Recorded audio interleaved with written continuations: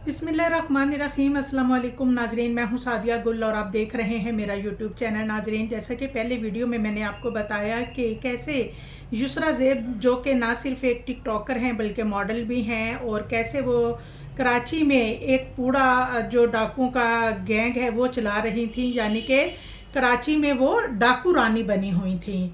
और फ़िरोज़ाबाद पुलिस के मुताबिक वो काफ़ी अरसे से नोट भी कर रहे थे कि युसरा की कुछ कुछ मशकूक हरकत हैं, लेकिन वो इस पे हाथ नहीं डाल रहे थे क्योंकि उनको शक था। उनके हाथ अभी तक फ़िलहाल कोई भी सबूत जो है वो नहीं लगा था। लेकिन जैसे ही PECHS के मोहम्मद सालिक, जो कि गाड़ियों के शोरूम के मालिक हैं, रात को 3:30 बजे वो अपने घर आए। कुछ लोगों ने उनको यरगुमाल बनाया, घर में दाखिल हुए, और उसके बाद SHO इनाम जुनेजो ने जो हमें डिटेल बताई हैं इन अफराद, उन्होंने ये कहा है, इनाम जुनेजो साहब ने, कि ये कोई गरीब लाचार डाकू नज़र नहीं आ रहे थे हमें। ये कोई गरीब और लाचार डाकू या डाकुओं वाले हुलिये में नहीं थे, बल्कि ये जो डाकू थे, हैरान कुन बात है कि इन्होंने FIA की वर्दियां पहनी हुई थी।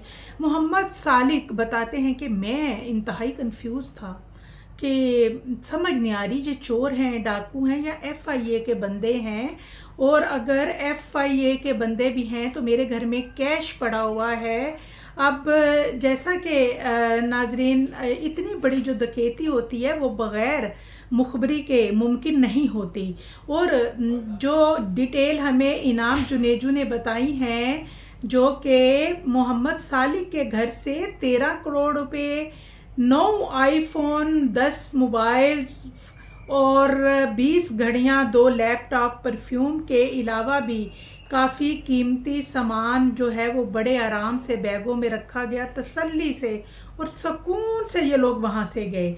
और नाजरीन, इसका मतलब यही है, जैसा कि मैंने आपको बताया, कि मुखबरी के बगैर इतनी बड़ी डकैती मुमकिन नहीं। तो इसका यही मतलब था कि युसरा ज़ेब डाकू रानी जो है, इसकी CID बड़ी पक्की थी।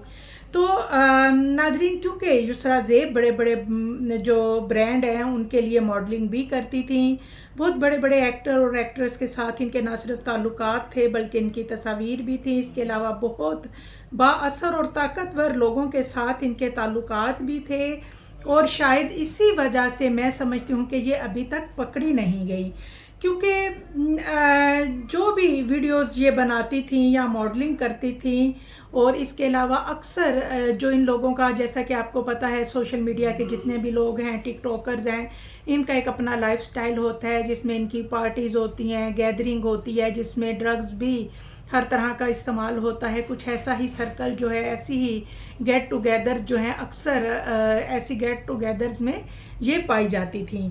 और वहाँ जैसे कि युसरा और इसका ग्रुप जो है, ये लोग वहाँ पे जब बड़े लोगों में इस तरह उनके घर में पार्टीज़ पे जाते तो बाकायदा ये और इनका ग्रुप वहाँ से इंफॉर्मेशन इकट्ठी करते, और इनके ग्रुप का काम ही यही था कि कांटेक्ट करना, कि बड़े लोगों का एक लिस्ट बनानी और देखना कि इन्हीं पार्टीज़ में से ये इंफॉर्मेशन लेते थे कि ये जो लोग हैं इनके पास कितना पैसा है, कौन क्या कर रहा है, किसने क्या चीज़ बेची, क्या ख़रीदी, कौन FIA से बच रहा है, और किसने इनकम टैक्स बचाने के लिए पैसा अपने घर की अलमारियों में रखा हुआ है।